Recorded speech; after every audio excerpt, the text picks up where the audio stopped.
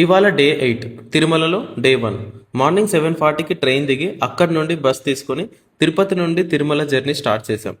మధ్యలో చెకింగ్ దగ్గర plastic bottles అలో చేయలేదు. సో తిరుమలకి వెళ్తే ప్లాస్టిక్ తీసుకెళ్ళకండి. తిరుమల ఘాట్ రోడ్ చాలా పీస్ఫుల్గా ఉంది. ఆ వ్యూస్ అన్ని ఎంజాయ్ చేస్తూ తిరుమల రీచ్ అయినాం. రీచ్ అయ్యాక నేను చేసిన ఫస్ట్ పని వాటర్ బాటిల్ కొనడం.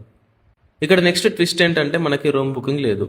సో ఫస్ట్ రూమ్ రిజిస్ట్రేషన్ చేసి పక్కనే లాకర్ తీసుకొని బ్యాగ్స్ అన్ని సేఫ్గా పెట్టేశాం. అక్కడి నుండి టెంపుల్ దగ్గరికి వెళ్ళినాం.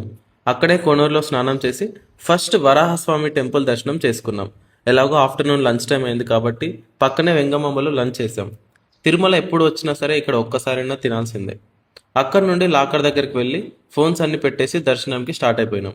ఈరోజు ఎందుకో తెలియదు 300 రూపీస్ టికెట్ ఉన్నా కూడా ఆల్మోస్ట్ 7 అవర్స్ పట్టింది దర్శనానికి. ఫైనల్లీ దర్శనం అయ్యాక అక్కడే డిన్నర్ చేసి కొంచెం రిలాక్స్ అయ్యాం. మార్నింగ్ మనం రూమ్ కోసం రిజిస్ట్రేషన్ కంప్లీట్ చేసాం కదా, అది చూద్దామని వెళ్తే ఆ బుకింగ్ టైం ఎక్స్పైర్ అయిపోయింది. ఇంకా వేరే ఆప్షన్ లేక లాకర్స్ దగ్గరే పడుకున్నాం. Okay bye.